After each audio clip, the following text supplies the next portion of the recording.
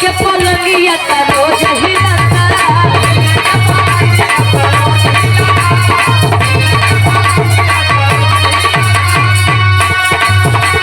बाकी वो भतार में लंबा जमी लगा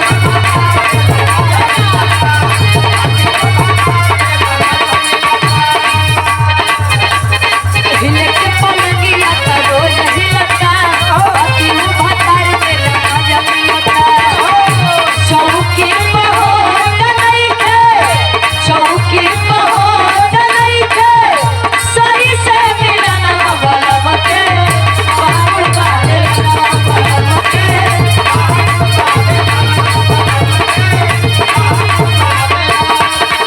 राजा के बाबुड़ बाबे जाना बा अरे सैया के बाबुड़ बाबे जाना सैया के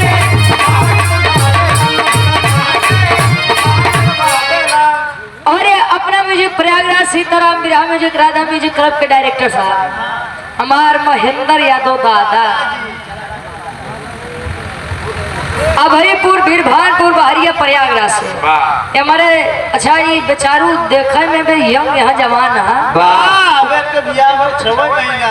एक साल हो गया हमारे दादा वो देखे में भी जवान है लेकिन वो कहा था ना कि कद बड़ा कि पद बड़ा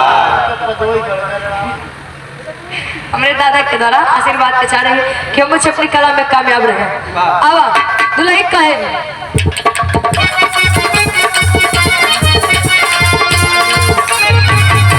भइल बटे बड़ी तीर छोल देवारा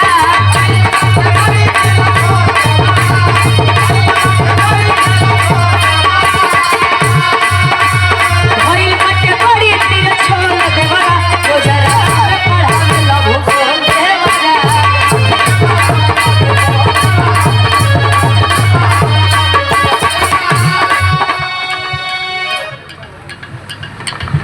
और दूल्हा दानी के बड़े भाई हैं बड़े अच्छा छोटे भाई हैं हमारे और हमारे बड़े भाई हैं अंतिम यादव जी आपके द्वारा ये 100 रुपए का सम्मान बहुत बहुत धन्यवाद आशीर्वाद के चारे कि हम अपनी कला में कामयाब रहे कहे भाई बटे बड़ी तीर छोल देवरा और रोज रात्रि में पढ़ावे ला भूगोल देवरा एक देवर भौजाई के चलते कका हर देवर भौजाई बेचारे बदनाम है एक गाना आ रहे कि पतिया नथिया पटना बा देवरा ढोली चटना फिर एक गाना है कि घरे आईबा जे बलम ना बहरवा से दिलवा लगा जे करियवा देवरवा से फिर गाना है कि देवर जब खूब सूरत बा तब बतार के कवा जरूरत बा वही चक्कर में हर देवर अपने भौजाई के पीछे लागत छोड़ दिए हर दुल्हा अपने छोट भाई के ऊपर भरोसा कर छोड़ दिए कहो कहे तने नहीं और सुना दुनिया बतावे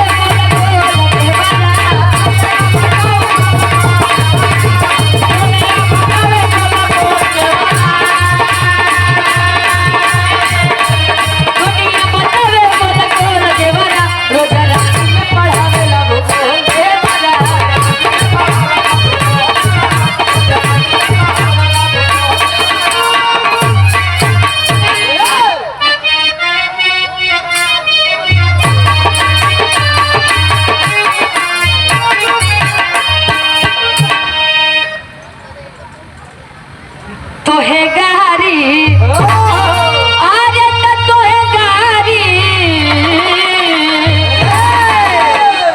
राजेश बाबू और हरीशचंद्र मास्टर जी बुरा मत माने ये नहीं करियावत हम नहीं गरीबावत हम नहीं गरीबावत पैसा गरीबावत हाँ जानला नहीं तब मेहरगंज के सबसे बड़ा और हानिहरा तो उतरे के बाद पैसा मान ले लू लेकिन गरियाऊ ना ऐसे सुनस बढ़िया बाकी दूल्हा गरिया ही भाई अब लेकिन गाड़ी गीत ऐसे हो जो अश्लील ना हो लेकिन रसील हो अब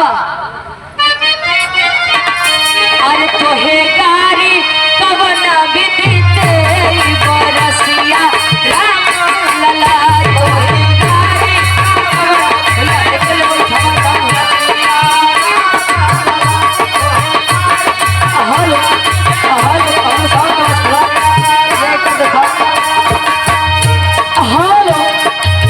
ठीक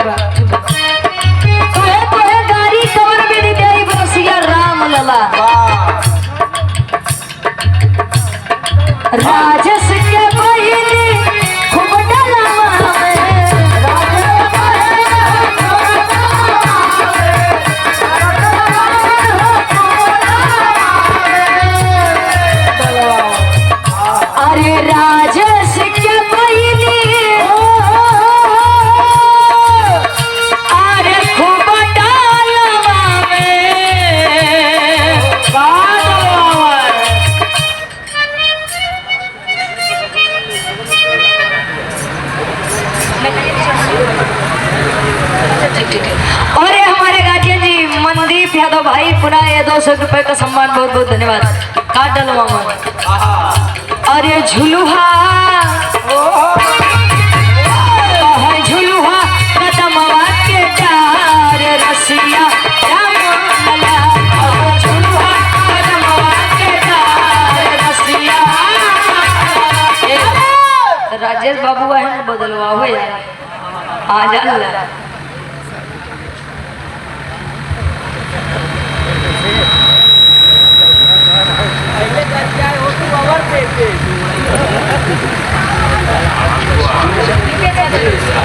और सम्मानित गार्जियन जी मुकेश यादव जी ये शादी विवाह के अगुआ साहब। अरे वाह ये हमारे गार्जियन जी उसे ये चीज बड़ा पुण्य का काम बा। अच्छा अगुआ जी हरिन के अंदर बड़ी क्वालिटी होता गुरु जी। जानला मोटका के बियाह मोटकी से मोटका भैया पत्थर से लहाई देते हैं तो जानी नहीं पाया। ये हमारे मुकेश भैया ये आपके द्वारा 500 रुपए का सम्मान बहुत बहुत धन्यवाद। आशीर्वाद के चारे के बच्चे अपनी कला में कामयाब रहे और ईश्वर करे कि यह विवाह बड़े अच्छे से बीते और शादी विवाह के बाद कोई शिकायत न हो तरफ से ना ना।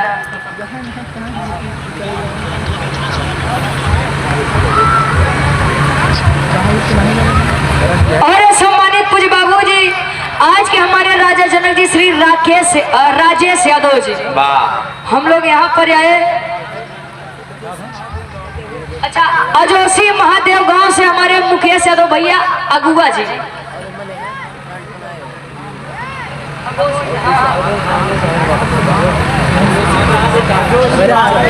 अजोसी महावीर धाम और बजरंगबली जी का बहुत बड़ा भव्य मंदिर है वहाँ पर।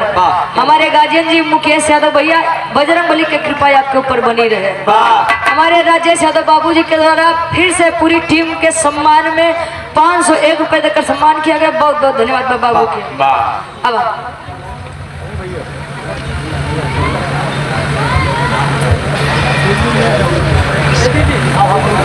वह तो आप गार्जियन जी कार्यक्रम के आयोजक साहब श्री राजेश यादव जी हम लोग यहाँ पर आए आपके दरवाजे का शान बढ़ाइए आपका कहना है, लेकिन ये हम कहते हैं इस मंच के माध्यम से कि हम यहाँ पर आए और आप लोगों ने बैठ करके शांति से जो सुना है वो हम लोगों के लिए सबसे बड़ा तोहफा और दान है। एक बार आप लोग अपने नाम पे जोरदार ताली बजा दीजिए सम्मान में, क्योंकि ऐसी महफिल और ऐसे लोग बड़े कम मिलते हैं। हम तो चाहिए थे कि महफिल में 50 आदमी रहा लेकिन शांति से बैठ के सुनो। हाँ ओकरे खातिर बहुत बहुत धन्यवाद राजेश बाबू के जो अपने दरवाजे पर बुला करके उन्होंने सभी का सम्मान बढ़ाया है। बहुत बहुत धन्यवाद। अंतिम यादव भैया के परम मित्र सतीश यादव हमारे बड़े भाई के द्वारा ये 200 रुपए का सम्मान ईश्वर करे कि कृष्ण और सुदामा जी के जैसे जोड़ी बरकरार है आप दोनों की। कहे राजेश के बहिनी तो मनो नहीं कहता भैया कहे राजेश के बहिनी खूब डलवा में झुलुहा कदमवा के डार रसिया राम लला। एक लाइन और हरिचंद मास्टर जी के कैसे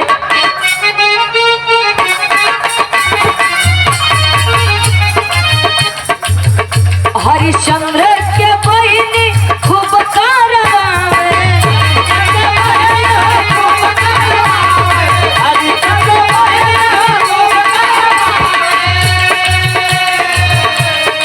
हरिश्चंद्र के बहिनी खूब करवावे क्या करवावे हो।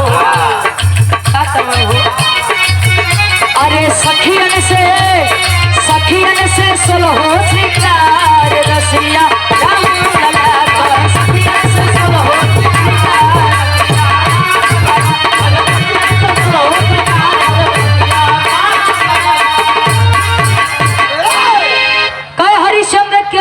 खूब करवावे सखियन से सोलहो श्रृंगार रसिया राम लला। ये बड़े कही थी कि गाड़ी गीत ऐसा हो जवान असलील ना लेकिन रसील हो। माई बहन तो इतनी निक होती कि नाम नहीं जनिए तो हई करीबा पटिया वाला ई ललका गमछवा वाला ई टोपिया वाला चश्मा वाला उ जवन जवन पहिया तवन तवन जोड़े जाइ है। कहो इनके लोग के हमार लोग के तो कवि होती, काकी दादी लोग के कोनो कवि नहीं होती। उ जवने पहिया उल्टा सीधा जोड़ के लहाई ले जाते। आओ इमरान मंदी भैया के एक लाइन फरमाइश फिर आप लोग कैलाश भैया से आनंद लिया। राजेश भैया कहाँ है बाबू? थोड़ा जा रहे मंच लगा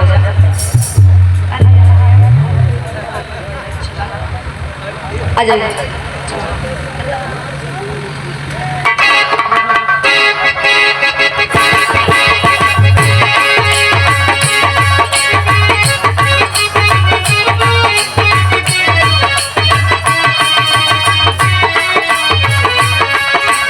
गीत पुरान बा लेकिन लोग अपने माहौल में के ढाल के गावत।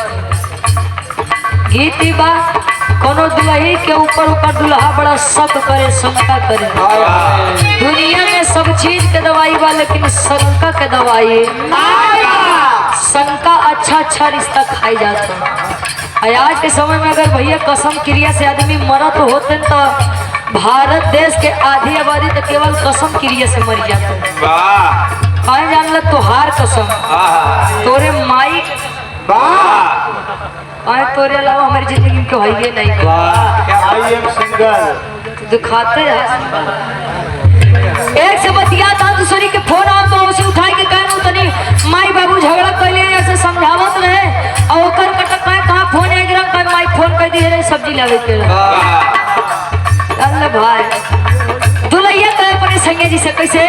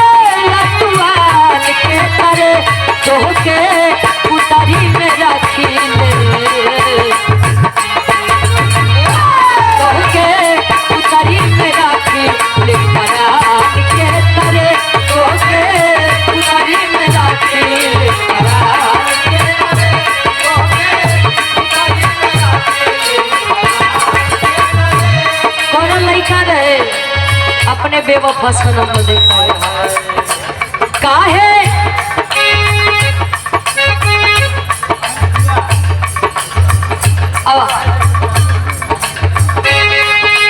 काहे करे लू हमके बदनाम जहे काहे करे लू हमके बदनाम जहे काहे ए हो काहे करे लू हमके बदनाम जहे काहे करे लू हमके बदनाम जहे काहे जन्म से जान तोहरा से जन्म से जान तोहरा से प्यार भइल करे जन्म से जान तोहरा से प्यार भइल करे जन्म से जान तोहरा से प्यार भइल करे। लेकिन ई गीत के फरमाइश बा हमरे मंदी भैया के सोना के महान बढ़ाया आप लोग नहीं बना नहीं बोला चांदी के जब रेट बढ़ा तब हो आप लोग नहीं बोला लेकिन जौने दिन गैस सिलेंडर के डीजल पेट्रोल के बाद जाइए आदमी भीड़ पे भीड़ लगे लगा। डीजल वाली समस्या जब हमका दिखान तो जान लगा गवैया बड़ा परेशान हो गए भाई कहने लगा बजवान लगन में प्रोग्राम लिखे बाटी डीजल पेट्रोल के चक्कर में हो गए नहीं गैस सिलेंडर के तो आगे बड़ी दिक्कत बा दुल्ही के अपने सही है जिसे कैसे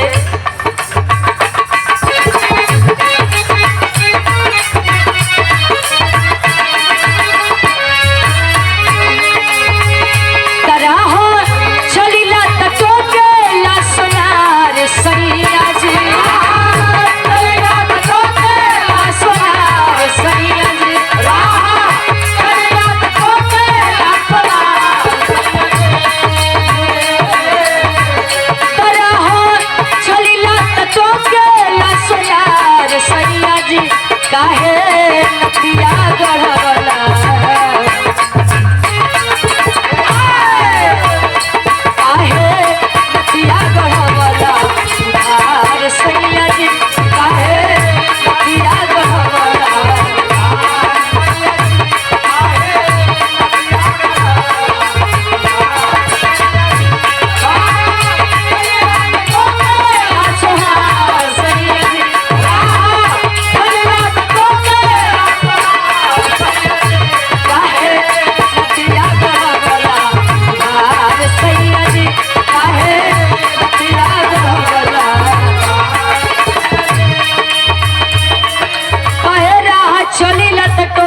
सोनार सैया जी, कहे नथिया गढ़वाला उधार सैया जी, कहे जब जब बहरे निकली थी तब तब सोनार ताना मारत।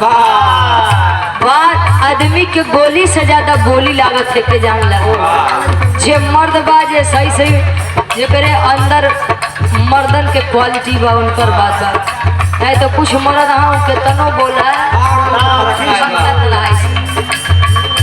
का मंदिर भैया उन्हें चला है का चली धाक के रहिया चाहे चली धाक के